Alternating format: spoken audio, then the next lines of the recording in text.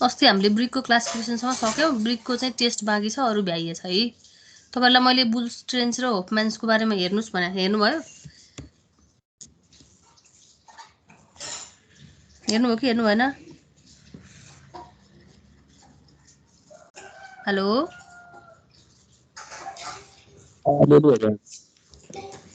ल लास्टमा कुरा गरौँ न, ठिकै छ।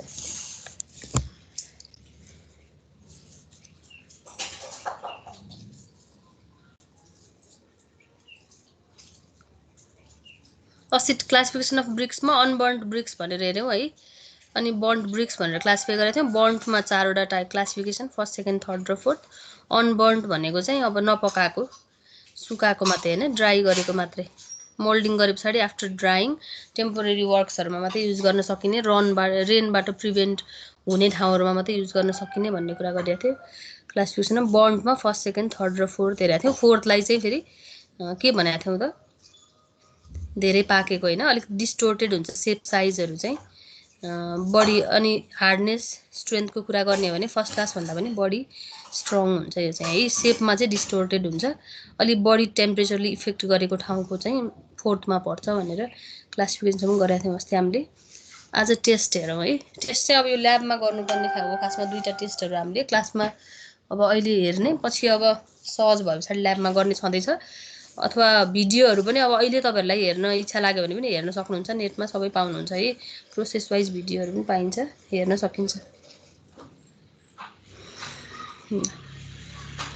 टेस्ट अन ब्रिक्स, हामी ब्रिक्स म्यानुफ्याक्चर गर्छौँ, हाम्रो यसको वाइड युज छ भन्ने कुरा पनि हामीले अगाडि थाहा पाइसक्यौँ है। अनि त्यसको लागि अब क्राइटेरियाज होइन, जुन चाहिँ फुलफिल गर्नुपर्ने हुन्छ हामीले युज गर्नुभन्दा अगाडि, त्यो कुराहरू के टेस्ट चाहिँ गर्न सकिन्छ त, फिल्ड टेस्टहरू भन्ने कुराहरू छ यसमा है। 7 types of test are given as below है। ल्याबमा चाहिँ कुनै चाहिँ ल्याबमा गरिन्छ, कुनै फिल्डमा गरिन्छ। ल्याबमा हामी 2टा गर्छौँ भनेर मैले अस्ति पनि भनेको थिएँ, कम्प्रेसिभ स्ट्रेन्थ र वाटर एब्जर्प्सन चाहिँ हामीले गर्छौँ। इक्जाममा चाहिँ तपाईँहरूलाई सबै टेस्टको बारेमा आइरहेको हुन्छ है। त्यसमा कम्प्रेसिभ स्ट्रेन्थ टेस्ट भइहाल्यो, स्ट्रेन्थ कति लोड लिन सक्छ, कति स्ट्रङ छ भन्ने हेर्ने कम्प्रेसन टेस्टिङ मेसिन भन्ने हुन्छ हाम्रो ल्याबमा छ। त्यसमा राखेर इँटाले कति लोड लिन्छ त्यो डायल गजमा हामी रिडिङ गर्न सक्छौँ, कति लोड चाहिँ यसले थेग्न सक्छ भन्ने कुरा हेर्न सक्छौँ है। अर्को वाटर एब्जर्प्सन भनेको चाहिँ फर्स्ट, सेकेन्ड, थर्डमा हामीले कति पर्सेन्टसम्म एब्जर्ब गर्नेलाई फर्स्ट भन्ने कुराहरू हेरेको थियौँ है। त्यसको आधारमा अब वाटर एब्जर्प्सन हेर्छौँ ल्याबमा, अनि त्यो चाहिँ कुन क्याटेगोरीमा पर्यो भन्ने अनुसार चाहिँ हामीले चाहिँ कुन ठाउँमा युज गर्ने भन्ने कुरा डिटरमाइन गर्न सकिन्छ है। इफ्लोरेसेन्सको कुरा पनि अस्ति गऱ्यौँ। अल्काली सल्ट्सको प्रेजेन्सले गर्दाखेरि वाइट प्याचेस जुन सर्फेसहरूमा देखिन्छ, गाह्रो लगाएको ब्रिक वाल लगाएको ठाउँहरू सर्फेसमा देखिन्छ, त्यस्तै ब्रिक आफैमा पनि प्याचेसहरू देखिने, त्यसको चाहिँ लेयरहरू उप्किएर जाने, क्रम्बल अवे हुने, त्यो चाहिँ इफ्लोरेसेन्सको कारणले है। त्यो टेस्ट त्यो पनि हेर्छौँ हामीले ल्याबमा।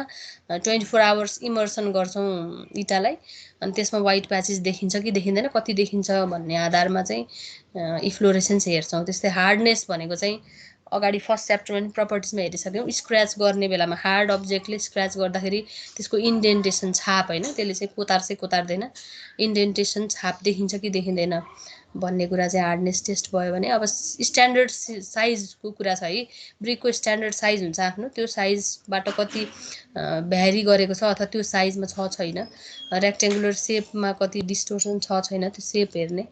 त्यस पछाडि कलरको कुरामा हामीले युनिफर्म चेरी रेड कलर भनेर भने, त्यो कलरको टेस्टको कुरा भयो। साउन्डनेस टेस्ट भनेको अगाडि हामीले साउन्डनेस भन्ने अथवा सिमेन्टमा गएर साउन्डनेस टेस्ट भन्दाखेरि चाहिँ भेरिएसन अफ भोल्युम भन्ने कुरा आउँछ। फेरि त्यो अहिले पनि अलिकति याद गरिराख्नु होला, पछाडि सिमेन्ट पढ्दाखेरि पनि साउन्डनेस भन्ने टर्म आउँछ। हामी ल्याबमा टेस्ट पनि गर्छौँ त्यसको पनि, सिमेन्टको साउन्डनेस टेस्ट। त्यो चाहिँ मिक्स गर्दाखेरि त्यसको भेरिएसन, भोल्युममा कति भेरिएसन आउँछ होइन, त्यो चाहिँ हुन्छ सिमेन्टको केसमा भने। यहाँ चाहिँ साउन्डनेस भनेको चाहिँ 2टा इँटालाई स्ट्राइक गर्दा जुन क्लियर रिङिङ साउन्ड आउँछ भन्ने कुरा गऱ्यौँ, त्यो चाहिँ साउन्डनेस टेस्ट हो ब्रिकको केसमा चाहिँ है। सिमेन्टको केसमा फरक छ फेरि। यही छ, यिनीहरूको बारेमा डिस्क्रिप्सन मैले पछाडि राखेको छु। अब यो टेस्ट चाहिँ हामी कम्प्रेसिभ स्ट्रेन्थ, ब्रिकको कम्प्रेसिभ स्ट्रेन्थ फाइन्ड आउट गर्न गर्छौँ। यसलाई चाहिँ क्रसिङ स्ट्रेन्थ पनि भनिन्छ है। कम्प्रेसिभ स्ट्रेन्थ भन्नु अथवा क्रसिङ स्ट्रेन्थ अफ ब्रिक भन्नु एउटै कुरा हो। जेनरली 5 स्पेसिमेन ब्रिक्स लिन्छौँ हामी ल्याबमा अनि टेस्ट गर्छौँ 1 by 1। अब हामीले ल्याबमा त 3टासम्म हेर्छौँ है, यहाँ चाहिँ 5वटासम्म नि लिन सकियो होइन, 3टासम्म हामीले हेर्ने गरेको छ। अनि त्यो कम्प्रेसन टेस्टिङ मेसिन जुन मैले भने त्यहाँनिर इँटा राख्ने ठाउँ हुन्छ, तल र माथि चाहिँ प्लेटहरू मेटालिक प्लेट राखिन्छ। पहिला ब्रिक राख्ने प्लेसमा ब्रिक राखिन्छ, बटममा प्लेट हुन्छ, ब्रिक राखेर फेरि माथिपट्टि प्लेट हुन्छ, अनि त्यसलाई फिट गरिसके पछाडि लोड दिइन्छ, हाइड्रोलिक लोडिङ गरिन्छ अनि प्रेसर एप्लाई गरिन्छ। त्यो ब्रेक हुँदासम्म भनेर भनेको छ, फेरि ब्रेक हुने भन्दा कति फुट्ने भन्ने कुरा होला। त्यो रिडिङ चाहिँ त्यहाँ दुईटा, त्यो डायल गजमा दुईटा चाहिँ त्यो घडीको सुई जस्तो हुन्छ, रातो र कालो, अनि त्यो चाहिँ कहाँसम्म पुगेर फर्केर आउँछ, त्यो त्यहाँसम्म पुगेर फर्केर आउने माथि नबढ्ने फर्केर आउने जुन लास्ट रिडिङ हुन्छ त्यो भनेको चाहिँ त्यो ब्रिकको क्रसिङ स्ट्रेन्थ हुन्छ कि। हामी त्यो ल्याबमा गएर हेरेपछि देख्छौँ। ब्रिकलाई राख्ने अनि लोड एप्लाई गर्ने, लोड एप्लाई गरिसके पछाडि त्यो दुईटा चाहिँ सुई घुम्दै जान्छ, रातो र कालो रङको हुन्छ, त्यो अनि त्यो चाहिँ फर्केर आउँछ एउटा सर्टेन पोइन्टमा पुगेर, त्यसले चाहिँ त्यति लोड लियो भन्ने कुरा चाहिँ हामी त्यहाँबाट हेर्न सक्छौँ कि। The ultimate pressure at which the brick is crushed is taken into account. All the 5 bricks are tested 1 by 1। अनि एभरेज हेर्ने भनेको त्यो चाहिँ 3टा लियो भने 3टाको एभरेज हेर्ने होइन, हामीले लिएको ब्रिक स्याम्पलहरू मध्येबाट। अनि चाहिँ कम्प्रेसिभ स्ट्रेन्थ त्यो लट कुनै, अब हामीले त साइडमा कुनै ठाउँबाट इँटा झारेको हुन्छ नि, त्यो चाहिँ अब युज गर्नु भने टेस्ट गरिन्छ नि त पहिला त, त्यो टेस्ट गर्दाखेरि अनि एभरेज हेर्ने 2-3टा अथवा 5वटा को रिडिङ हेरेर अनि त्यसको एभरेज निकालेर यो लटको इँटा अथवा यो ल्याएको ठाउँको इँटाको चाहिँ यति रहेछ स्ट्रेन्थ भनेर हामी डिटर्माइन गर्न सक्छौँ। यो ल्याबमै हेर्छौँ, क्लियर भइहाल्छ त्यस पछाडि पनि है। त्यो गर्नुभन्दा अगाडि चाहिँ प्रोसिडियर छ सर्टेन। यो कम्प्रेसिभ स्ट्रेन्थ टेस्ट डाइरेक्टली हामी लगेर हेर्दैनौँ, पहिला चाहिँ वाटरमा इमर्सन गरिन्छ 24 घन्टा। त्यस पछाडि हामीले त्यहाँ चाहिँ अब अहिले यसरी भरेर नि गर्ने गरेको छैन, यत्तिकै हेर्ने, यो प्रोसिडियर चाहिँ यो भनेर गर्ने गरेको छ, यसरी नै हामी गर्न सकिन्छ है, यत्तिकै पनि स्ट्रेन्थ हेर्न सकिन्छ। खासमा प्रोसिडियर वाइज जाने हो भने 24 घन्टा पानीमा भिजाउने। त्यस पछाडि फ्रग भनेको इन्डेन्टेसन भनेको थिएँ मैले है, ब्रिकको माथिपट्टि जुन इन्डेन्टेसन छाप अलिकति दबिएको पार्ट जुन हामी देख्छौँ अथवा कम्पनीको छाप भएको, त्यसमा चाहिँ 1:3 भनेको 1 पार्ट सिमेन्ट 3 पार्ट स्यान्ड होइन, अनि मोटार बनाएर मसला बनाएर भर्ने, भरिसके पछाडि फ्रगलाई फिल गर्ने, अनि सर्टेन हाइटसम्म त्यो फ्रग मात्रै नभरेर थोरै हाइटसम्म फिल गरिन्छ। अनि त्यस पछाडि त्यो ब्रिकलाई चाहिँ हामी ड्याम्प जुट ब्याग भनेको त्यो जुटको ब्यागलाई चाहिँ ओसिलो, त्यो भिजेको जुटको ब्यागले चाहिँ 24 घन्टासम्म राख्छौँ त्यो फिल गरेको इँटालाई। त्यस पछाडि फेरि त्यसलाई चाहिँ 3 दिनसम्म क्लिन वाटरमा चाहिँ इमर्सन गरिन्छ। त्यस पछाडि त्यसलाई निकालेर अनि बल्ल कम्प्रेसन टेस्टिङमा राखेर त्यो मेसिनमा राखेर हामीले हेर्ने हो। खासमा प्रोसिडियर चाहिँ हुन्छ, अब यो 3 दिन यो मसला बनाएर 24 घन्टा भिजाउनै पर्यो, त्यस पछाडि 3 दिन ड्याम्प जुट ब्यागमा को मुनि राख्नु पऱ्यो भनेपछि 4-5 दिन लाग्ने भयो नि त यही ल्याबको लागि भनेर। डाइरेक्टली प्रोसेस चाहिँ के हो भनेर कम्प्रेसन टेस्टिङ मेसिनमा ब्रिककै हामी डाइरेक्टली पनि हेर्छौँ। एक्चुअली चाहिँ अब हामीले फिल्डमै गर्नको लागि चाहिँ यसरी प्रोसेस वाइज गर्नुपर्ने हुन्छ है। त्यो मेसिनको रिडिङ कसरी दिन्छ भनेर हेर्नलाई त यत्तिकै राखेर पनि हेर्न सकियो। अब तपाईँहरूले इक्जाममा आउँदाखेरि प्रोसेस वाइज नै लेख्नुपर्ने हुन्छ है। फेरि कम्प्रेसन टेस्टिङ मेसिनमा राख्यौँ अनि हेऱ्यौँ भन्न चाहिँ पाइएन। यो प्रोसेस वाइज चाहिँ फ्रगलाई फिल गर्ने अनि 24 घन्टा जुट ब्याग मुनि भिजाउने, त्यस पछाडि फेरि त्यसको मुनि त्यस पछाडि 3 डेज इमर्सन गर्ने, अनि बल्ल त्यसलाई निकालेर चाहिँ मेसिनमा राखेर त्यसको रिडिङ हेर्ने भन्ने चाहिँ यसको प्रोसिडियर हुन्छ। त्यो लोड एप्लाई गर्ने जुन मैले भनिरहेको छु, हामी म्यानुअली नै एप्लाई गर्छौँ त्यो मेसिनमा चाहिँ। लोडको एप्लिकेसन रेट चाहिँ 140 kg/cm² पर मिनट हुन्छ टिल फेलियर हुँदासम्म, अथवा मैले फेलियर भन्नुको अर्थ चाहिँ 2टा त्यो डायल गजको त्यो निडल चाहिँ फर्केर आउँदासम्म हेर्ने भन्ने कुरालाई चाहिँ ध्यान दिनु पऱ्यो है। त्योलाई हेरिराख्नु पऱ्यो। अनि when it returns back the last reading we have to note. अनि कम्प्रेसिभ त्यो भ्यालु भनेको चाहिँ हाम्रो फेरि त्यही नै भ्यालु हुँदैन कि। कम्प्रेसिभ स्ट्रेन्थ भनेको चाहिँ म्याक्सिमम लोड एट फेलियर, त्यसले लिएको लोड चाहिँ त्यो डायल गजले दिन्छ।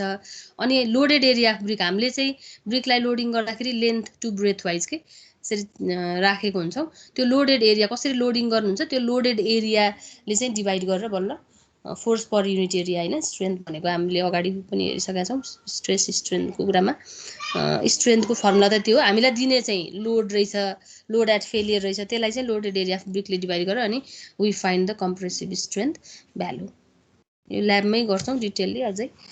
ल अब water absorption test. Water absorption test हेर्नको लागि चाहिँ हामी ब्रिक स्याम्पललाई लिन्छौँ। त्यो यतिकै अब ल्याबमै भएको ब्रिक स्याम्पल हामीले लिएर हेर्ने हो। त्यसले सर्टेन मोइस्चर चाहिँ एटमोस्फियरबाट पनि एब्जर्भ गर्न सक्छ नि त ब्रिकले। त्यस्तो हुनाले सुरुमा चाहिँ ओभन ड्राई गर्छौँ ब्रिकलाई चाहिँ, त्यो लिएको ब्रिकलाई 24 आवर्ससम्म।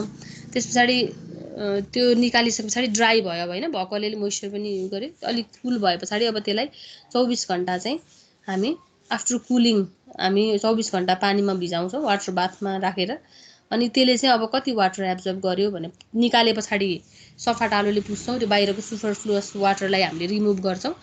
सुरुमा सरी है मैले वेट लिने कुरा भनिनँ, सुरुमा हामी ओभन ड्राई गरिसके पछाडि वेट लिन्छौँ, त्यो ड्राई वेट भयो है W1। त्यस पछाडि वाटर बाथमा राखिसके पछाडि निकालेर सुपरफ्लुअस वाटरलाई रिमुभ गर्ने ओभन त्यो टालोले पुसपास गर्ने माथिको। त्यस पछाडि वेट गर्छौँ W2, वाटर एब्जर्ब गरिसके पछाडिको वेट भयो W2 - W1 / W1 × 100% गऱ्यो भने त्यो ब्रिकले चाहिँ कति पर्सेन्ट वाटर एब्जर्ब गर्यो भन्ने चाहिँ हामी निकाल्न सक्छौँ। बुझ्नुभयो है, ड्राई बनाएर वेट लिने W1 अनि वेट गरेर भिजाएर कति मोइस्चर एब्जर्ब गर्छ भन्ने हेर्नको लागि W2 लिने, अनि W2 - W1 भनेको कति पानी लियो भन्ने कुरा हुन्छ, अनि अपन W1 × 100 गर्यो भने वाटर एब्जर्प्सन पर्सेन्ट निकाल्न सक्छौँ।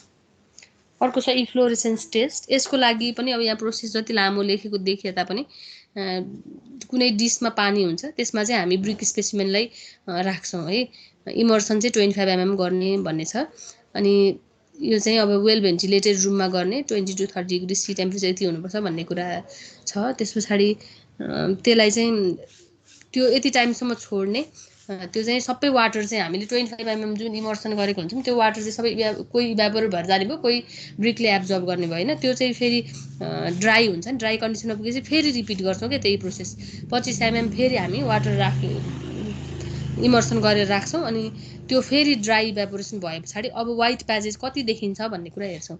2 टाइम्स है त्यही प्रोसिडियर। 25 mm डेप्थमा इमर्सन गर्छौँ ब्रिकलाई। एकचोटि इमर्सन गरिसके पछाडि त्यो एब्जर्प्सन हुन्छ, certain percent of water evaporate हुन्छ, and after that we again immerse it 25 mm। त्यसरी नै सेकेन्डली त्यसरी नै गर्छौँ। अनि त्यस पछाडि चाहिँ अब examine the specimen for efflorescence after second evaporation. Second evaporation पछि चाहिँ हामी स्पेसिमेनमा इफ्लोरेसेन्स कति देखियो भन्ने कुरा हेर्छौँ है। इफ्लोरेसेन्स भनेको अगाडि नै पढिसक्यौँ, वाइट प्याचेसको एरिया कति छ त भन्ने कुरा हामी मेजर गर्छौँ। अनि त्यो अनुसार चाहिँ यो निल होइन, निल, स्लाइट, मोडरेट, हेभी र सिरियस इफ्लोरेसेन्स भन्ने छ।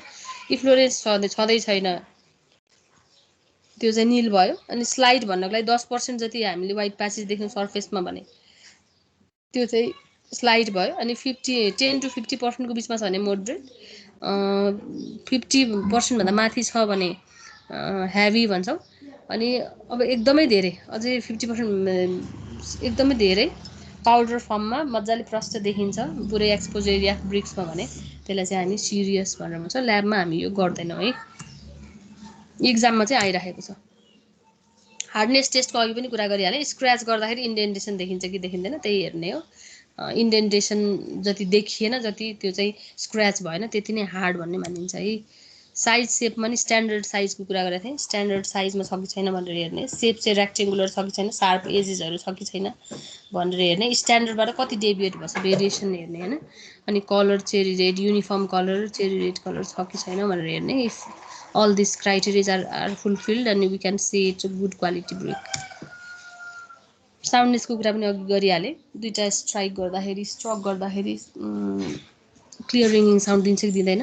स्ट्रक्चर टेस्टमा चाहिँ स्ट्रक्चर टेस्ट भनेको चाहिँ ब्रेक गर्दाखेरि चाहिँ क्ले होल्सहरू अनि सानसानो ढुङ्गाको पिसहरू फ्लजहरू त्यस्तोहरू नदेखिने भनेर हामी अगाडि नै कुरा गरेको थियौँ है। गुड क्वालिटी अफ ब्रिक्स भन्ने कुरा पनि त्यही कुरा हो। यो चाहिँ ब्रिकलाई ब्रेक गर्नुभयो भने अनि त्यसलाई हेर्नु अब्जर्भ गर्नुभयो भने होमोजिनियस देखिनु पऱ्यो सर्फेस, कम्प्याक्ट सर्फेस देखिनु पऱ्यो, पोर्सहरू हुनु भएन, अनि डिफेक्ट्सहरू देखिनु भएन। त्यही हो स्ट्रक्चर टेस्टमा। यति नै हुन् टेस्ट अफ ब्रिक्स, हामी दुईवटा ल्याबमा गर्छौँ है। ल अब नेक्स्ट टाइल्स। क्ले प्रडक्ट्समा ब्रिक्स र टाइल्स भनेर दुईवटा क्लासिफिकेसन भयो। ब्रिक भनेको रेक्टेङ्गुलर इन सेप भनेर हेऱ्यौँ एज अ बिल्डिङ ब्लकको रूपमा होइन, स्ट्रक्चरल युनिटको रूपमा हामीले चाहिँ युज गर्छौँ मेसोनरीहरूमा। अब फ्लोर पेभिङ धेरै युजहरूको बारेमा सबै थाहा पायौँ ब्रिकको बारेमा होइन। म्यानुफ्याक्चर प्रोसेस चाहिँ टाइलको पनि त्यही नै हुन्छ। अलिकति यो चाहिँ फ्ल्याट अनि थिकनेस कम भएको हुनाले अलिक केयरले चाहिँ होइन, अनि टेम्परेचरको कुराहरू फरक पर्छ है। फ्ल्याट सेप भयो, नत्र हामीले लिने ब्रिक अर्थ अनि प्रोसेस चाहिँ सेम नै हो यसको पनि। यो पनि क्ले प्रडक्टकै ब्रान्च भइहाल्यो। अनि मेनली हामीले युज देखेको भनेको चाहिँ भइराखेको भनेको रुफ कभरिङमा युज हुन्छ अनि पेभिङमा युज हुन्छ है। टाइल्स पेभिङ अब अन भेरियस फ्लोरहरूमा भेरियस ठाउँमा चाहिँ पेभिङमा होइन, फ्लोरिङमा हामीले देखिरहेको हुन्छ, रुफमा र रुफिङमा र फ्लोरिङमा बढी देखिरहेको हुन्छौँ है। अनि थिनर देन ब्रिक्स, यसको चाहिँ फ्ल्याट स्ट्रक्चर हो हामीले देखेको छौँ, अनि थिकनेस चाहिँ कम हुन्छ है। अनि भेरियस टाइप्सको हुन्छ, पछाडि हामी हेर्छौँ है।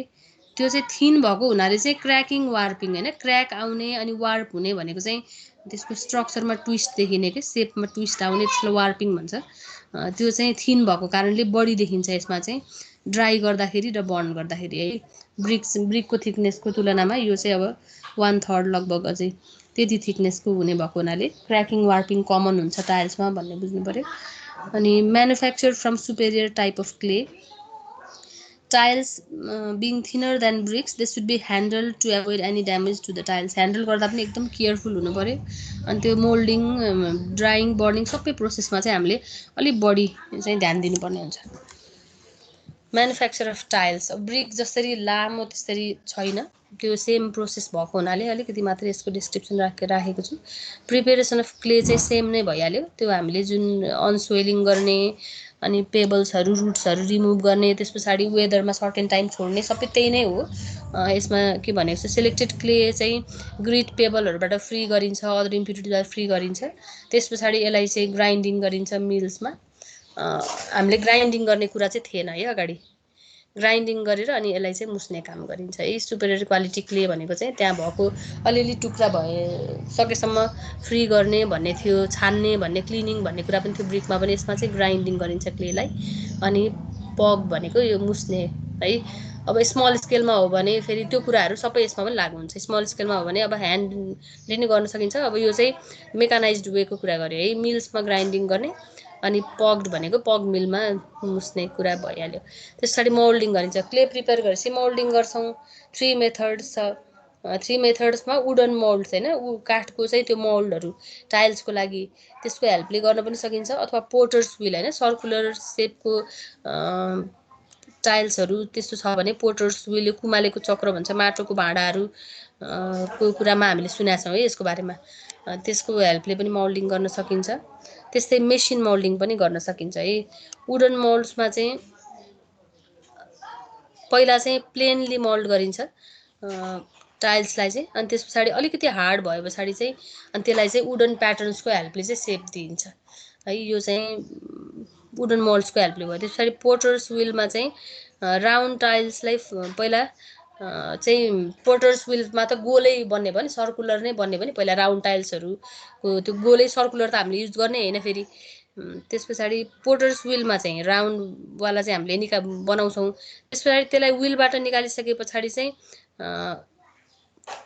काटिन्छ के, बिचबाट काटेर अनि सेमी सर्कुलर सेपको टाइल्सहरू चाहिँ हामी पोटर्स व्हिलको हेल्पले चाहिँ निकाल्न सकिन्छ है। त्यसले चाहिँ के भनिरहेको छ त, develop to half round tiles है।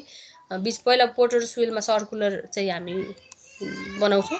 त्यस पछाडि त्यसलाई चाहिँ अलिकति ड्राई भइसके पछाडि, अलिकति हार्ड भइसके पछाडि चाहिँ अनि काटेर हाफ राउन्ड टाइल्सहरू चाहिँ हामी अब्टेन गर्छौँ। अनि एक्ज्याक्टली सिलिन्ड्रिकल हुन्छ भन्ने छैन फेरि है। अब हामीले हाँडी देखेछौँ माटोको, त्यस्तै अरू गमलाहरू देखेछौँ, एक्ज्याक्टली सिलिन्ड्रिकल तलमाथि नै एउटै डायमिटरको चाहिँ हुँदैन नि। त्यस्तै टाइल्सहरूमा पनि एक्ज्याक्टली सिलिन्ड्रिकल हुँदैन, टेपरिङहरू हुन्छ। भेराइङ डायमिटरको चाहिँ अब्टेन गर्न सकिन्छ है। यहाँ varying diameter as tiles mould potters and same diameter throughout, सेम डायमिटरको चाहिँ हुँदैन। मेसिन मोल्डिङमा यो चाहिँ अब अस्ति मेसिनमा ब्रिक बनाउने भन्नेमा हामीले पुस गर्ने मेसिनमा, त्यस पछाडि त्यसले चाहिँ हाइट र लेन्थ र ब्रेथ बराबरको कोलम दिन्छ, त्यसलाई चाहिँ फ्रेमले कट गर्ने भन्ने कुरा गरेको थियो। त्यस्तै मेसिन मेकानाइज्ड वेमा क्लेलाई चाहिँ फोर्स गरिन्छ मेसिनमा, अनि under pressure and tiles are cut into specified size from the clay spot with the help of wire frame. त्यही प्रोसेस हो है, सेम हामीले अगाडि ब्रिकमा जसरी कुरा गरेको थियौँ त्यस्तरी नै यसमा पनि प्रेसरमा फोर्स गरिन्छ, त्यस पछाडि स्पेसिफिक साइजको पिसहरू हामी अब्टेन गर्छौँ अनि त्यसमा त्यो वायर फ्रेम फिट भए हुन्छ उसमा ब्रिककोमा जस्तै, अनि त्यो चाहिँ त्यसले चाहिँ थिकनेस बराबरको कट गर्छ। यो चाहिँ मेसिन मोल्डिङमा आयो। यो मोल्डिङमा 3 Wesley by wooden patterns, by potters wheel र बाई मेसिन चाहिँ हामी गर्न सक्दो रहेछौँ। अब ड्राइङमा चाहिँ ड्राइङमा हामीले नेचुरल ड्राइङ, आर्टिफिसियल ड्राइङ भनेर ब्रिककोमा कुरा गरेका थियौँ। अनि नेचुरल ड्राइङमा सेडमा गर्नै पर्छ भन्ने छ, अब कन्डिसन हेरेर कहिलेकाहीँ सेडमा ड्राई गरेर डाइरेक्टली सनमा गर्दाखेरि अब बडी श्रिङ्केज यस्तो कुराहरू हुन्छ नि त, त्यसले गर्दाखेरि सेडमा ड्राई गरेर गर्नुपर्छ। कन्डिसन हेरेर ब्रिकको केसमा चाहिँ थिकनेस अलि हुने भएको भएर यसको केसमा चाहिँ पहिला सेडमा ड्राई गरेर मात्रै फेरि अरू नेचुरल प्रोसेसमा हामी जान्छौँ कि सेडमा गर्नुपर्ने हुन्छ। पहिला डाइरेक्ट फियर्स हिट अफ सनमा पनि राख्न सकिँदैन, डाइरेक्ट विन्डमा पनि राख्न सकिँदैन। किन त भन्दा थिन जुन छ नि यसको नेचर, त्यसले गर्दाखेरि वार्पिङ क्र्याकिङ चाहिँ बढी कमन हुने भएको हुनाले यसमा चाहिँ सेडमा ड्राई गरिन्छ पहिला चाहिँ। बर्निङ अफ टाइल्स, यो चाहिँ अब अगाडि पनि बर्निङ हामीले इन्टरमिडिएट किल्न, कन्टिन्युस किल्न, त्यसबाट क्ल्याम्पको कुराहरू गऱ्यौँ। टाइल्स चाहिँ फेरि आफ्नो थिन नेचरको कारणले गर्दाखेरि चाहिँ फेरि बर्निङ पनि स्पेसल किल्नमा, टिपिकल टाइप अफ किल्नमा गरिन्छ। किल्नको नाम सियालकोटे क्लिन किल्न भनेर छ। स्पेसल किल्नमा चाहिँ हामी गर्छौँ। अनि अब यो चाहिँ अब यहाँ कुनै उबाट लिएको डाटा भयो, अब यो चाहिँ किल्न हेरेर भेरियस नम्बर्स चाहिँ हामी अब्टेन गर्न सक्छौँ। पार्टली अन्डरग्राउन्ड हुन्छ किल्न चाहिँ, अनि it is provided with a roof है। सुन्दै हुनुहुन्छ नि? हेलो, हजुर म्याम। ल म्यानुफ्याक्चरमा त्यही हो समग्र, अब सबै कुरा त्यसरी नै डिस्क्राइब गर्यो भने प्रोसेस चाहिँ सेमै हो है। कहिलेकाहीँ तपाईँहरूलाई होल म्यानुफ्याक्चर अफ टाइल्स भनेर क्वेसन आउन सक्छ होइन त्यो। अनि यो जुन अगाडि हामीले डिस्कस गरेको 4वटा कुरा 4 मार्क्समा आउने हो, हाम्रो त यो त 80 मार्क्सको होइन नि त, फेरि 40 मार्क्सको हुन्छ। अनि त्यसमा अब यसरी नै डिस्क्राइब गर्नुपर्ने हुन्छ है। ब्रिकको केसमा हो भने होल म्यानुफ्याक्चर सोध्न फेरि धेरै डिटेलली छ नि त, त्यो भएर अलि मिल्दैन। यसमा चाहिँ 4 मार्क्समै सोध्न पनि सक्छ। क्यारेक्टरिस्टिक्स अफ गुड टाइल्स भन्यो भने ब्रिककै कुराहरू फेरि यहाँ रिपिट हुन्छ है। युनिफर्म कलर, ब्रिकको टाइल्सको पनि युनिफर्म कलर हुनु पर्यो, प्रपरली बर्न्ड हुनु पर्यो, बर्निङै गर्छौँ हामी होइन, प्रपरली बर्न्ड हुनु पर्यो, क्र्याक्स, फ्लज अनि बेन्ड्सहरू हुनु भएन होइन, ट्विस्टिङ वार्पिङ हुनु भएन। त्यस्तै हार्ड ड्युरेबल हुनै पर्यो। हामीले फ्लोरिङमा, रुफिङमा युज गर्ने भन्ने कुरा गरेपछि त रुफिङमा युज गर्दा घाम पानी सबै थेग्नुपर्ने हुन्छ, फ्लोरिङमा हो भने इम्प्याक्ट लोडहरू होइन भेरियस फ्याक्टर्सहरू चाहिँ थेग्नुपर्ने हुन्छ, हार्ड ड्युरेबल हुन परिहाल्यो। त्यस्तै प्रपर सेप एन्ड साइज हुनु पर्यो। हामीले टाइल्सहरू धेरै देखाएको छ हामीले घरहरूमा पनि है, वालमा हाम्रो किचन वालहरूमा राखेको हुन्छ वाल टाइल्सहरू, त्यस्तै फ्लोरमा टाइल्सहरू, बाथरुममा टाइल्सहरू होइन, त्यो सबै देख्नु भएको छ, त्यही नै हो टाइल्सहरू है। If broken it should show even and compact surface as ब्रिककै जस्तै कुराहरू है, ब्रिकको गुड क्वालिटिजकै कुराहरू टाइल्समा पनि आइराखेकै छ। अनि clear ringing sound when struck to each other, this is also all the characteristics are these characteristics resembles with that of bricks, त्यस्तै छ है ब्रिकको जस्तै। टाइप्स अफ टाइल्स, अब टाइप्स अफ टाइल्समा मेटेरियलको आधारमा पनि हुन्छ कति, अब धेरै के मेटेरियल डिफर गर्ने हिसाबले हुन्छ, तर बेसिकल्ली चाहिँ हामी 4 तरिकाले क्लासिफाई गर्छौँ। रुफमा युज गर्ने रुफिङ टाइल्स, त्यसको यो डिस्क्रिप्सन छ, त्यो आउँला फेरि है। यो रुफिङ टाइलकै इक्जाम्पल भयो, यो पनि रुफिङ टाइल भयो, सबै रुफ टाइल्सकै है। यो पेभिङ टाइल्स मैले यो देखाउन खोजेको। त्यस पछाडि फ्लोरिङ टाइल्स, फ्लोरमा युज गर्ने फ्लोरिङ टाइल्स, वालमा हामी लगाउँछौँ वाल टाइल्स होइन। अहिले त स्टेयर केसहरूको त्यो साइडमा पनि, त्यस्तै हाम्रै रुमहरूको पनि आधा के चाहिँ तल्लोपट्टिको भागमा टाइल लगाउने त्यस्तो चलनहरू पनि छ, वाल टाइल्सहरूको त्यो वालमा लगाउने टाइल्सहरू। अब ड्रेनमा पनि टाइल्सहरू युज हुन्छ, सेनिटरी ड्रेन्सहरू के जस्तो सेनिटरी फिटिङ्सहरूको कुरामा, स्टर्म वाटरहरूलाई आउटलेट गर्नको लागि त्यस्तो ठाउँहरूमा चाहिँ ड्रेन टाइल्सहरू युज भएको देख्छौँ हामीले। रुफिङ टाइल्स भन्ने बित्तिकै घाम पानी थेग्ने मैले भनिहालेँ, स्ट्रङ ड्युरेबल हुनु पर्यो, पर्फेक्टली लिक प्रुफ होइन, रुफमा युज गर्ने हो भने लिक प्रुफ पनि हुनु पर्यो। स्टोन पनि हामीले WRCमै हेर्ने हो भने स्लेटको है छ देख्नु भएको छ नि छानामा, त्यो पनि टाइल्स नै हो, स्टोन, त्यो चाहिँ नेचुरल स्टोन टाइल भयो कि फेरि है, म्यानुफ्याक्चर्ड भन्दा पनि नेचुरल स्टोन टाइल भयो, त्यो पनि लिन सक्छौँ रुफिङ टाइलको रूपमा। लिक प्रुफ हुनु पऱ्यो, किन भन्दा पानी त तल जाने हुनु भएन, फ्ल्याट हुने भयो, they are flat like slates है, मैले भर्खर दिएको इक्जाम्पलको कुरा यही भइहाल्यो। फ्ल्याट टाइल्स रेक्टेङ्गुलर सेप हुन्छ, अनि सिमेन्ट मोटारमा ले गर्छौँ हामी होइन, टाइल ले गर्दाखेरि फ्लोरहरूमा युज गर्ने, अनि रुफिङमा गर्दाखेरि पनि अरू खालका स्टोन नेचुरल स्टोन टाइल मात्रै भएन, अरू फ्ल्याट टाइल्सहरू सिमेन्ट मोटारमा, कतिपय चाहिँ अब वुडन उहरूमा त्यसरी फिट गरेको पाइन्छ। पट tiles, country tiles, PAN tiles भनेको फेरि एउटै हो, जो चाहिँ अब यो इन्डियन राइटरको बुकहरूबाट लिएको, त्यही अनुसारको छ यो क्लासिफिकेसनहरू चाहिँ। फेरि अब हामीले हाम्रो कन्ट्रीको कन्टेक्समा देखेकोहरू जो सेपहरू हामीले चाहिँ अब त्यहीलाई फलो गर्ने भएको हुनाले त्यो अनुसारको क्लासिफिकेसनहरू यो चाहिँ। दिस टाइल्स आर, यो पट टाइल्सको फिगर पनि पछाडि राखेको छ, होलो हाफ, अघि हामीले पोटर्स विलमा कुरा गर्दैथ्यौँ नि, राउन्ड चाहिँ पहिला चाहिँ पोटर्स विलमा सर्कुलर बनाएको, त्यस पछाडि काटेको, त्यो सेमी सर्कुलर टाइपको। अनि टेपर्ड भनेको चाहिँ डायमिटर चाहिँ एउटा इन्डमा र अर्को इन्डमा फरक भएको, त्यस्तो खालकोलाई चाहिँ पट टाइल्स भनेर भन्छौँ है। टेपरिङ इन द लङ्जिटुडनल डिरेक्सन, अनि हामीले चाहिँ प्रिपेयर गर्दा पटर्स विलमा प्रिपेयर गरेको त्यस्तो टाइलहरू चाहिँ पट टाइल्स, सेमी सर्कुलर भनेर बुझ्नु पर्यो। अनि टेपर्ड हुन्छ भन्ने सम्झिनु भने पट टाइल्स भनेको त्यो हो। अलाहाबाद टाइल्स, यो पनि अब इन्डियाको एउटा उसको नाममा जस्तो छ है यो होइन, these are also of different shapes, two set of tiles हुन्छ कि यसमा चाहिँ, दुईवटा सेट अफ भनेको चाहिँ यही सर्कुलर टाइप नै हो।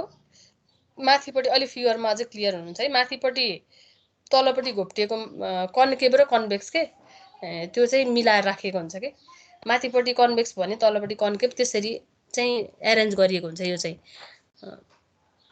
The lower ones are flat tiles with upturn sides, अनि अर्को तरिकाको पनि हुन्छ फेरि, तल चाहिँ फ्ल्याट हुने अनि माथिपट्टि चाहिँ त्यो अहिले म फिगरमा देखाएर भन्छु है। यो चाहिँ डिफ्रेन्ट सेप्सको हुन्छ, फरक फरक खालको दुईवटा सेट अफ टाइल चाहिँ हुन्छ यो चाहिँ। कोरुगेटेड टाइल्स भनेको चाहिँ जस्ता बुझ्नुहुन्छ है, त्यो जस्ताको जुन सेप हुन्छ नि तलमाथि उठेको, त्यसलाई चाहिँ कोरुगेसन भन्छ, त्यस्तो सेपकोलाई भन्न खोजेको यो चाहिँ कोरुगेसन हुन्छ कि यसमा चाहिँ, त्यही जस्ता पाता सम्झिनु भयो भने, प्लेन सिट होइन फेरि, त्यो जिगज्याग परेको के तलमाथि गरेको हुन्छ नि, त्यस्तो खालकोलाई कोरुगेसन भन्छ। यो चाहिँ एपियरेन्स चाहिँ कस्तो कुनसँग मिल्छ भन्दा कोरुगेटेड ग्याल्भनाइज आइरन सिटसँग मिल्छ, त्यस्तो खालकोलाई हामी कोरुगेटेड, अघि मैले फिगरमा देखाएको थिएँ यहाँ तपाईँहरूलाई, यो चाहिँ कोरुगेटेड टाइल हो कि, हेर्नुहोस् त।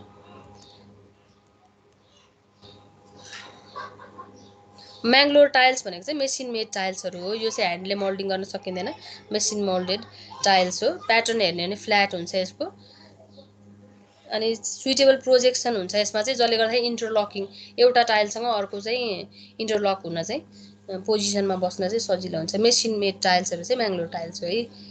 इन्कस्टिक टाइल्स, यो चाहिँ इन्कस्टिक भनेको चाहिँ एस्थेटिक ब्युटी भनिरहेको हुन्छु मैले, त्यो चाहिँ एपियरेन्स राम्रो देखिने डेकोरेटिभ पर्पोजको लागि हामीले युज गरेको कुनै पनि टाइलहरू इन्कस्टिक टाइलको रूपमा लिन सकिन्छ है। रुफिङ टाइल्सभित्र पनि यो सेपहरू भयो है, यो चाहिँ फ्ल्याट टाइल्स, त्यस्तै पट टाइल्स, सेमी सर्कुलर, त्यसमा पनि टेपरिङ, अनि अलाहाबाद टाइल्स भेरियस सेप्सको हुन्छ, त्यस्तै कोरुगेटेड टाइल्स, सबै रुफिङ भयो। अनि यो भित्र चाहिँ क्लासिफिकेसन भयो, यो चाहिँ डेकोरेसन पर्पोजको लागि, रुफिङमा पनि फेरि डेकोरेटिभ रुफिङ को लागि युज गर्छौँ भने त्यसलाई इन्कस्टिक भनेर भन्छौँ।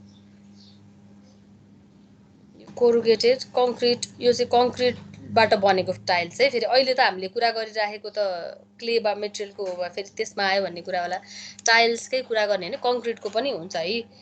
अहिले चाहिँ हामीले क्लेबाट मोल्ड भएको कुरा गरिरहेको छौँ है फेरि, तर मैले फिगर यो राखिदिएको मात्रै है, मेटेरियलको आधारमा भयो क्या त्यसै। यो पेभिङ टाइल्सहरू, फ्लोरमा पेभिङ गरेको हेक्जागनल प्याटर्न छ यसको चाहिँ है, हेक्जागनल सेपको चाहिँ, अनि कनेक्टेड छ एक आपसमा।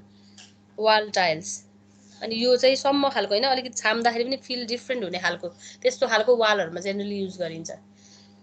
किचन वालहरूमा, त्यस्तै स्टेयरकेसको वालहरूमा, अनि मैले भनिहालेँ रुमहरू, अहिले त हाम्रो नर्मल रुमहरूको पनि तल्लोपट्टिको भागमा यस्तो राख्दाखेरि सफा गर्न अझै सजिलो भयो नि, तलको पार्टहरू जस्तो पेन्ट गरेको पार्टहरू छ भने तल्लो पार्टहरूमा बढी फोहोरहरू लाग्ने त्यस्तो हुन्छ, यो चाहिँ सफा गर्न सजिलो हुने, अनि हेर्दाखेरि पनि एस्थेटिक वेमा पनि राम्रो देखिने भएर त्यो पनि चलन आइराखेको छ कि। मैले रुफिङ टाइल्सको सकाएँ। फ्लोरिङ टाइल्सको कुरामा यो त सबै फ्ल्याटै हुने भयो है, कोरुगेटेड त्यस्तो अब सेप डिस्टोर्टेड हुने भएन, जेनरली फ्ल्याट हुन्छ। म्याटमा यस्तो भन्ने चाहिँ हुन्छ अलिकति स्लिपरी नभएको होइन, म्याटमा हामीले फोटोमा नि तपाईँले बुझ्नुहुन्छ चिप्लो खालको र अर्को म्याट टाइप भन्ने हुन्छ नि त्यस्तै टाइपको, त्यो चाहिँ फरक हुनसक्छ। फ्ल्याटै हो जेनरली है फ्लोरमा हुने टाइल्सहरू चाहिँ। सेप त विभिन्न हुनसक्छ, अघि मैले देखाएको हेक्जागोनल थियो होइन, सेप विभिन्न सेपमा हुनसक्छ, square, rectangular or any other desired shape. अनि वाटर एब्जर्प्सनको कुरा गर्ने हो भने फ्लोरमा अब बढी वाटरको इफेक्टहरू बढी होइन, हुन त रुफिङमा पनि त्यति नै हुन्छ, झन् अझ रुफिङमा बढी होइन, बढी वाटर एब्जर्प्सन अझै कम हुनु पऱ्यो, यसमा चाहिँ भ्यालु राखेको रहेछ। वाटर एब्जर्प्सन चाहिँ 24% भन्दा बढी चाहिँ बाई देयर वेट, अघि हामीले उसमा कुरा गरेको थियौँ ब्रिकको कुरामा, त्यस्तै 25% अफ देयर ड्राई वेट भन्दा बढी चाहिँ हुनु हुँदैन, लेस हुनु पऱ्यो 24% भन्दा। इम्प्याक्ट रेसिस्टेन्ट हुनु पऱ्यो है, सडन लोडहरू होइन, फ्लोरमा आउने विभिन्न खालको लोडहरूलाई चाहिँ रेसिस्ट गर्ने खालको हुनु पऱ्यो फ्लोरिङ टाइल्स भनिसके पछाडि। टप सर्फेस चाहिँ ग्लेजिङ गरिएको हुन्छ फ्लोरिङ, त्यो ग्लेजिङ भनेको चाहिँ इम्पर्भियस बनाउनको लागि गरिएको हुन्छ है।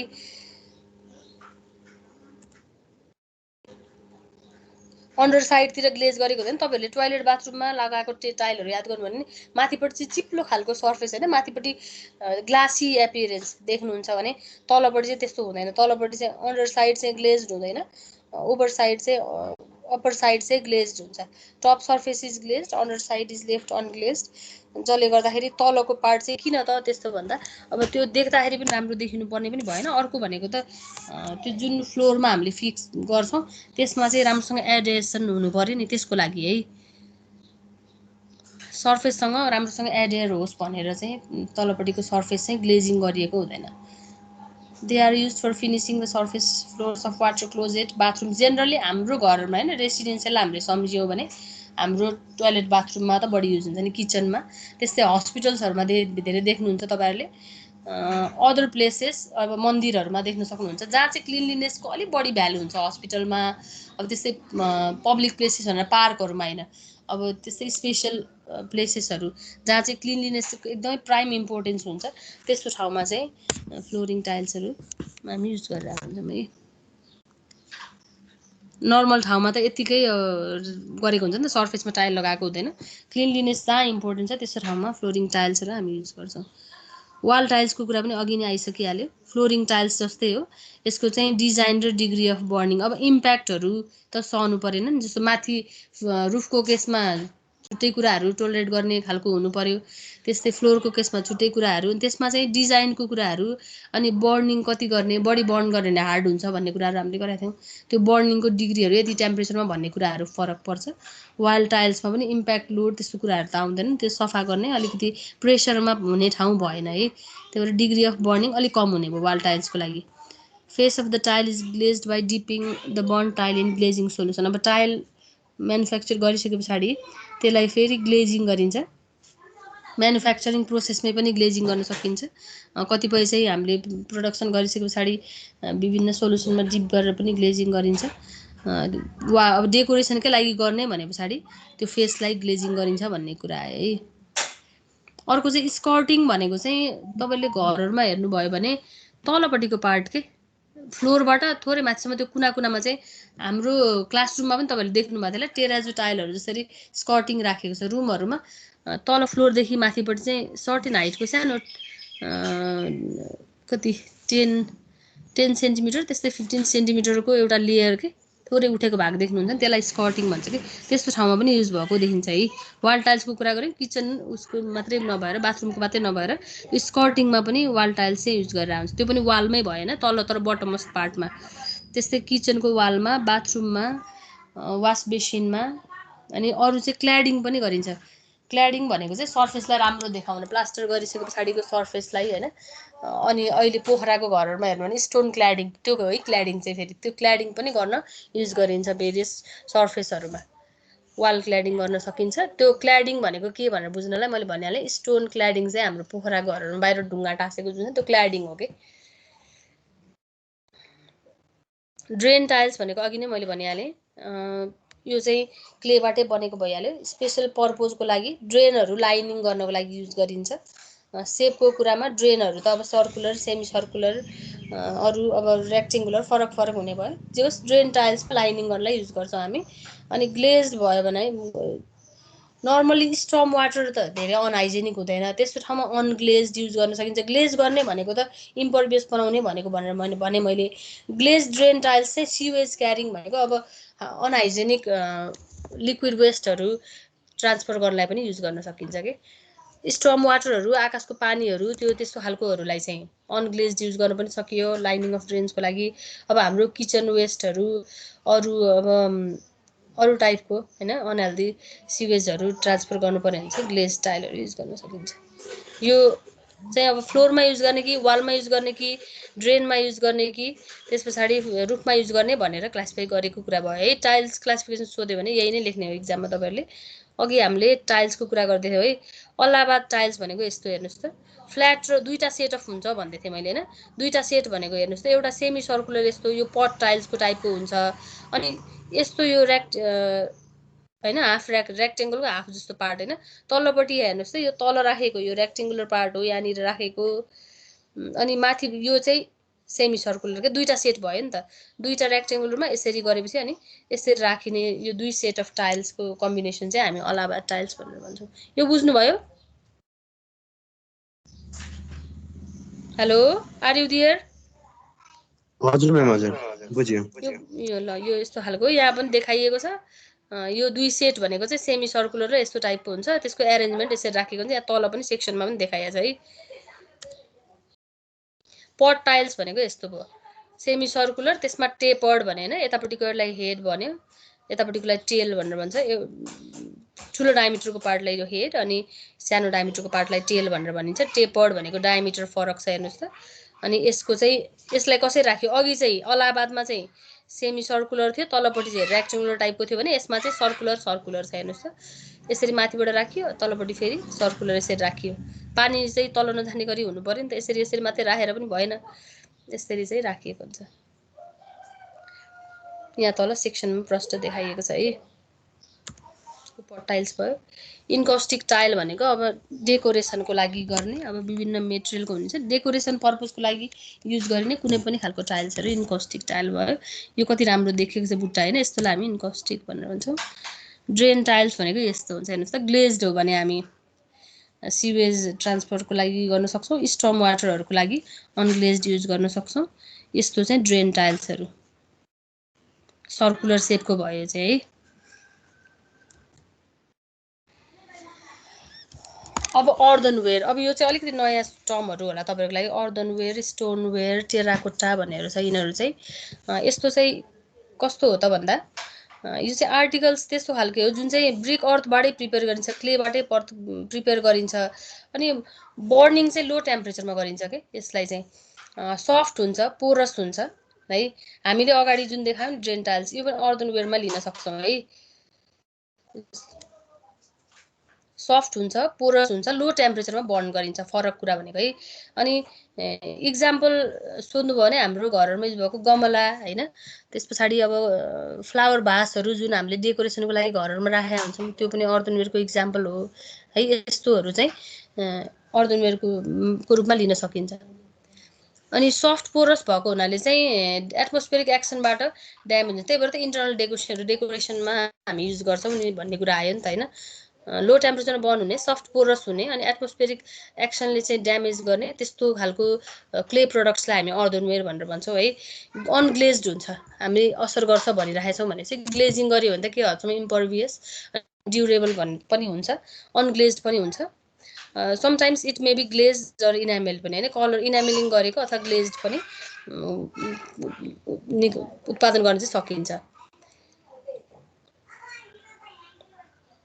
कहिलेकाहीँ क्ले फर्मिङ अर्दनवेयरमा चाहिँ यदि स्यान्ड अनि क्रस्ट पोटरीहरू चाहिँ मिक्स गरेर म्यानुफ्याक्चर गरिएको छ भने स्ट्रेन्थ इन्क्रिज गर्न सकिन्छ होइन, श्रिङ्केज डिक्रिज गर्न सकिन्छ बर्निङ र ड्राइङमा। भनेको नर्मली युज्ड क्लेमा हामीले यदि स्यान्ड मिक्स गर्ने केही हदसम्म, हामीले अगाडि ब्रिकको कुरामा नै आएको थियो है, त्यसले चाहिँ हार्ड गराउन मद्दत गर्छ क्या। त्यस्तै क्रस्ट पोटरी भनेको चाहिँ यही पटहरू होइन, त्यसको चाहिँ टुक्रेको कणहरू त्यो त युज गरी त्यो बर्न गरेर प्रिपेयर गरिसकेको कुरा भयो नि त, त्यसैको धुलोहरू प्लस स्यान्ड युज गर्यो भने स्ट्रेन्थ चाहिँ केही हदसम्म अर्दनवेयरको इन्क्रिज गर्न सकिन्छ, श्रिङ्केजहरू डिक्रिज गर्न सकिन्छ। अब ग्लेज्ड अर्दनवेयर यदि प्रिपेयर गर्ने हो भने त्यो चाहिँ इम्परभियस टु वाटर हुन्छ। अनि हामी चाहिँ केमिकल्सहरू होइन ल्याबहरूमा त्यस्तै केमिकलले इफेक्ट हुने ठाउँहरूमा त्यस्तो ठाउँमा पनि हामी युज गर्न सक्छौँ। ग्लेज्ड अर्दनवेयर हो भने त्यो चाहिँ एसिडहरूले पनि इफेक्ट गर्दैन, एटमोस्फेरिक एजेन्टले पनि इफेक्ट गर्दैन। जेनरली अर्दनवेयर मात्रै भन्यो भने चाहिँ के भयो त, प्रोन टु ड्यामेज अनि सफ्ट पोरस अनि लो टेम्परेचरमा बर्न गरेर प्रिपेयर गरिएको। अनि युजेसबाट चाहिँ अब यो टर्म अझ क्लियर हुन्छ है। अर्डिनरी ड्रेन पाइप जुन अगाडि हामीले कुरा गऱ्यौँ, यहाँ मैले देखाइरहेको थिएँ, यो चाहिँ अर्दनवेयर हो। त्यस्तै पार्टिसन ब्लकहरूको रूपमा युज गर्न सकिन्छ, पार्टिसन गर्नलाई युज गर्न सकिन्छ। त्यस्तै इलेक्ट्रिकल केबल कन्ड्युट्सहरू, इलेक्ट्रिकल वायरहरू पास गर्नलाई कन्ड्युटको रूपमा पनि युज गर्न सकिन्छ। अनि ग्लेज्ड अर्दनवेयर हो भने चाहिँ अब इम्परभियस पनि हुने भयो अनि हार्ड पनि हुने भयो। फ्लोर वालहरूमा पनि, फ्लोरमा वालहरूमा किचन बाथरुमको होइन वाटर क्लोजेटको हस्पिटलहरू त्यस्तो ठाउँमा पनि हामी युज गर्न सक्छौँ।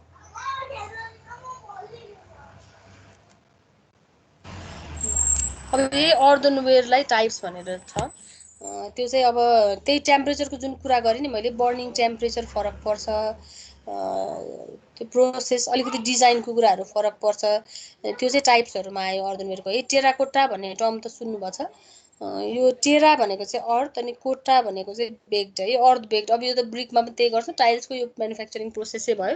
टेराकोटाले पनि अर्थ बेक्ड भनेर चाहिँ अर्थ दिन्छ है, भनेपछि बेक्ड अर्थ भन्न सकियो है। यो चाहिँ खास टेराकोटा भन्यो भने अब काठमाडौँतिर जानुभएको छ भने यतातिर खासै देखाएको छैन, जस मोनुमेन्ट्री प्लेसेसहरूमा टेम्पल्सहरूमा चाहिँ यसको बढी युज भएको देख्छौँ। हाम्रो आर्कियोलोजिकल उहरूमा के सम्पदाहरूमा चाहिँ त्यो हामीले दरबार स्क्वायरहरूमा देख्न सक्छौँ अर्नामेन्टेसनको लागि है। प्रडक्ट चाहिँ क्ले प्रडक्टै भयो। अब यसलाई बेक्ड अर्थ नै भन्यो। प्रोसेस चाहिँ प्रोसेस अफ प्रिपेरेसन सेम। अनि युज चाहिँ कहाँ भन्दा अर्नामेन्टेसनमा, बिल्डिङ्सहरू एस्थेटिक ब्युटी इम्प्रुभ गर्नको लागि हाम्रो चाहिँ टेम्पल्सहरूमा बढी युज भएको देख्छौँ। त्यस्तो खालको अर्दनवेयर चाहिँ टेराकोटा हो है, अर्नामेन्टेसनमा युज हुन्छ भन्ने कुरा मेजर यसको सम्झिनु पर्यो। अर्को स्टोनवेयर। स्टोनवेयर भनेको चाहिँ हाम्रो टोयलेटहरूमा वास बेसिनहरू देख्नु भएको छ तपाईँहरूले, त्यो स्टोनवेयर हो क्या। तिनीहरू चाहिँ क्ले प्रडक्टै हो है, जुन चाहिँ that are manufacture from refractory clay भनेको चाहिँ अलिक बढी हाई, रिफ्र्याक्टोरीको मतलब चाहिँ हाई टेम्परेचर रेसिस्टिङ भन्ने बुझिन्छ है। रिफ्र्याक्टोरी क्लेबाट बनाइन्छ। अनि त्यसमा अघि मैले उसमा नि कुरा गरेको थिएँ नि, त्यसमा क्रस्ट पोटरी अनि पाउडर्ड स्टोन अथवा स्यान्डहरू युज गर्यो भने हार्डनेस इम्प्रुभ हुन्छ। त्यसरी चाहिँ बनाइएको हुन्छ स्टोनवेयर चाहिँ भन्न खोजेको। रिफ्र्याक्टोरी क्ले अलि हाई हिट रेसिस्टिङ क्ले, त्यसमा चाहिँ क्रस्ट पोटरी मिक्स हुन्छ, त्यस्तै पाउडर्ड स्टोन मिक्स हुन्छ। अनि बर्निङ पनि एकदमै हाई टेम्परेचरमा गरिन्छ, जसले गर्दा स्ट्रेन्थ पनि हाई हुन्छ। त्यस्तोलाई चाहिँ स्टोनवेयर भन्छ। मैले इक्जाम्पल दिइहालेँ है।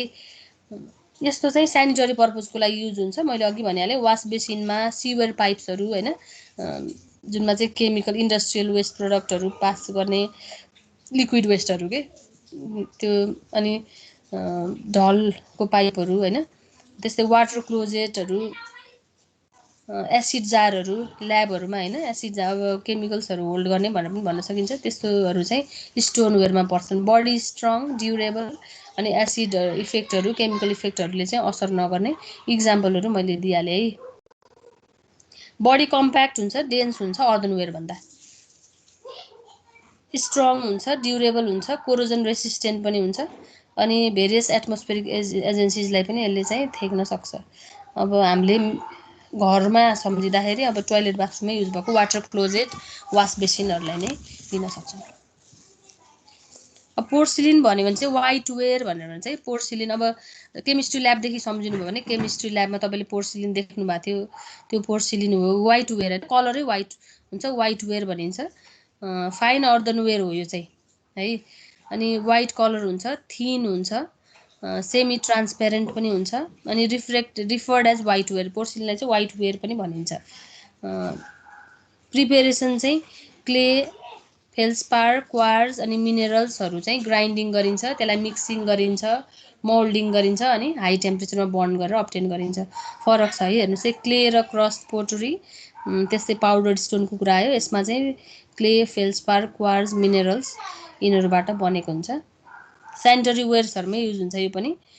इलेक्ट्रिक इन्सुलेटर्सको रूपमा युज गर्न सक्छौँ। त्यस्तै क्रुसिबल्स, युटेन्सिल्सहरू जुन जार्सहरू जुन भन्यो त्यो ल्याबहरूमा त्यस्तो ठाउँमा क्रुसिबल्स एज अ बाउल त्यस्तोको रूपमा युज गर्न सकिन्छ। केमिस्ट्री ल्याबको सम्झिनुभयो भने पोर्सिलिन पनि बुझिन्छ है।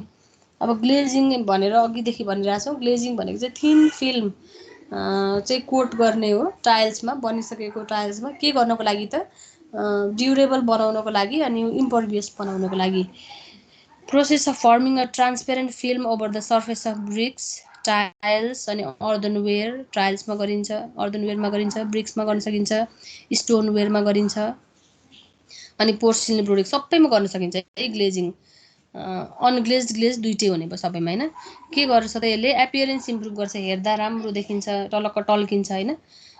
त्यस पछाडि वेदर एक्सन चाहिँ रेसिस्ट गर्न सक्छ। त्यो भयो भने सिवेज केमिकलको एक्सनहरू चाहिँ रेसिस्ट गर्न सक्छ आफ्टर इट इज ग्लेज। हेर्दाखेरि ग्लासी कोट होइन, ग्लास जस्तो देख्छौँ नि हामीले त्यस्तै ग्लासी कोट जस्तो टाइपको देखिन्छ। थिकनेसको कुरा गर्ने भने 0.1 to 0.2 mm सर्फेसमा एप्लाई गरिन्छ। त्यस पछाडि चाहिँ फेरि हाई टेम्परेचरमा चाहिँ बर्निङ गरिन्छ। त्यसलाई चाहिँ त्यो एप्लाई सर्फेसमा एप्लाई गरेकोलाई फ्युजन हुनको लागि हाई टेम्परेचरमा बर्निङ गरिन्छ। त्यसरी ग्लेजिङ गरिन्छ। यो चाहिँ दुई तरिकाको छ फेरि ग्लेजिङ पनि, opaque like enamels and transparent like glass. Opaque पनि हुनसक्छ डार्क कलर इनामेल्स जस्तो, त्यस्तै ट्रान्सपेरेन्ट ग्लासी टचको जुन कुरा गरेँ ग्लासी एपियरेन्सको ट्रान्सपेरेन्ट पनि हुन्छ। दुई प्रकारको हुन्छ है। अब यो डिजायर्ड कलरको ग्लेज अब्टेन गर्नलाई चाहिँ भेरियस अक्साइड्सहरू चाहिँ, जस्तो हामीले आइरन अक्साइडले ब्रिकलाई रेड बनाउँछ भने जस्तै भेरियस अक्साइड्सहरू चाहिँ युज हुन्छ कि ग्लेज गर्नको लागि। अक्साइड्स अफ भेरियस मेटल्सले चाहिँ भेरियस कलर्ड ग्लेजेस चाहिँ हामीले पाउन सक्छौँ टाइल्समा। जस्तो इक्जाम्पलको रूपमा कपर अक्साइड युज गर्ने भने ग्रिन कलर आउँछ, त्यस्तै आइरन अक्साइड युज गर्ने भने रेड र ब्राउन कलर आउँछ। अरू विभिन्न केमिकल्सहरू त्यस्तै अरू अक्साइडहरूले अरू कलरहरू दिन्छ। अप्याक हुन सक्ने रहेछ ग्लेजिङ चाहिँ अनि ट्रान्सपेरेन्ट हुन सक्ने रहेछ। त्यसमा पनि भेरियस कलर्स चाहिँ भेरियस मेटल अक्साइडको युजबाट हामी अब्टेन गर्न सक्छौँ। ग्लेजिङ गरिसके पछाडि के हो त फाइदा भनेर पनि क्वेसन सोध्न सक्छ। के रहेछ त एपियरेन्स इम्प्रुभ गर्ने भइहाल्यो, एस्थेटिक ब्युटी। त्यस पछाडि action of weather body resist गर्न सक्ने। त्यस पछाडि इम्परभियस हुने। यो कुराहरू चाहिँ ग्लेजिङको एडभान्टेजेसहरू। ट्रान्सपेरेन्ट र अप्याक ग्लेजिङ अगाडि आइसकेको थियो, त्यही क्लासिफाई यहाँ देखायो। ट्रान्सपेरेन्ट ग्लेजिङलाई फेरि दुई प्रकारले क्लासिफाई गरेको छ, साल्ट ग्लेजिङ र लिड ग्लेजिङ है।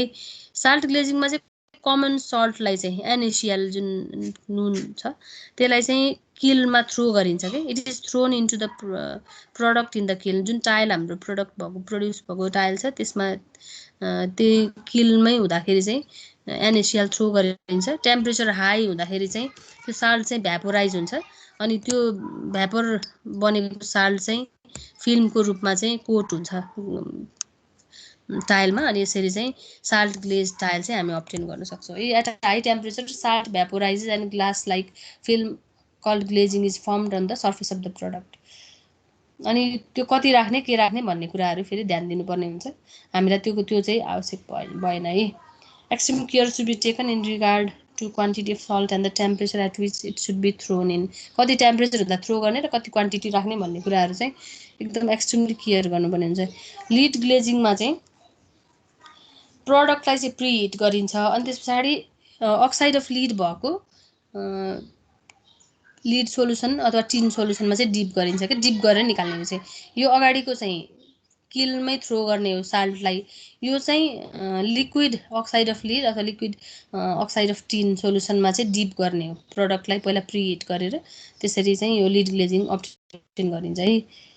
त्यस पछाडि बाथबाट निकालेर फेरि रिहिटेड टु हाई टेम्परेचर। हाई टेम्परेचरले गर्दाखेरि जुन अक्साइड अफ त्यो डिप गरेर त्यहाँ त पहिला कोटिङ मात्रै भन्छ, फेरि त्यसलाई हाई टेम्परेचरमा हिट गरे पछाडि चाहिँ त्यो लिड अनि टिन मेल्ट भएर लिड अक्साइड हो कि टिन, अब त्यो कुनले लिडले गर्ने टिनले गर्ने त्यो अनुसारले त्यो आफू चाहिँ मेल्ट हुन्छ र ग्लास लाइक हार्ड फिल्म चाहिँ एक्सपोज सर्फेसमा बन्छ। यो चाहिँ लिड ग्लेजिङ चाहिँ जेनरली टेराकोटा ग्लेजिङ गर्न युज गरिन्छ। अप्याक ग्लेजिङ भनेको अघि नै इनामेल टाइपको भनेर भनिहाल्यो है।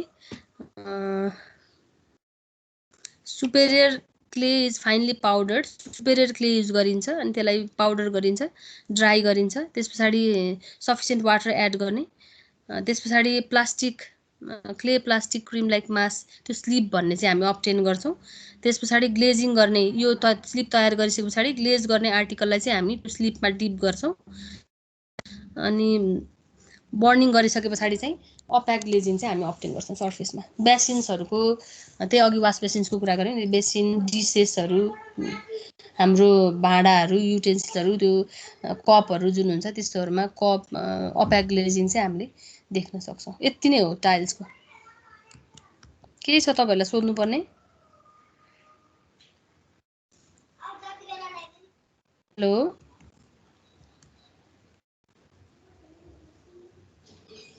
कता हराउनु भयो?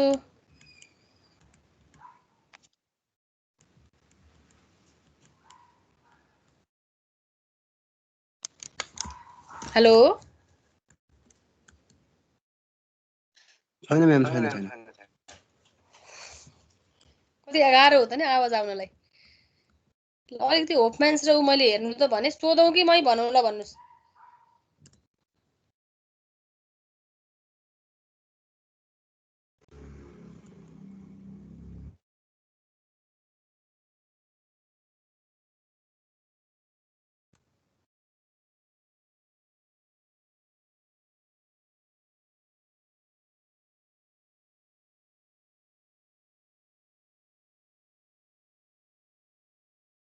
म भन्छु भनेर आफै भन्नुहोस् त। बुल स्टेन स्क्रिनको बारेमा कसले भन्नुहुन्छ ल? क्लास पर्फर्मेन्समा राखेँ मैले, आफै भन्नुहोस् तपाईँहरू। कसले जानुहुन्छ उसले मैले जानेछु भन्नुहोस् त। अब आवाज आउँदैन किन? जम्मा 35।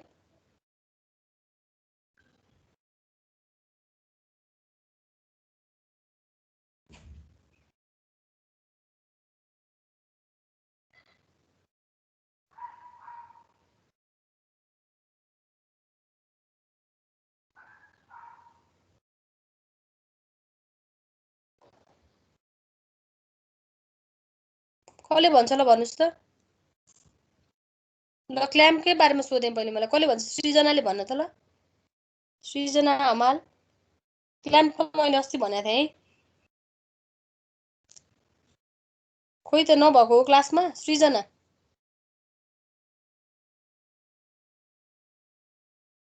शिशिरले भन्नुहोस् त, शिशिर शर्माले।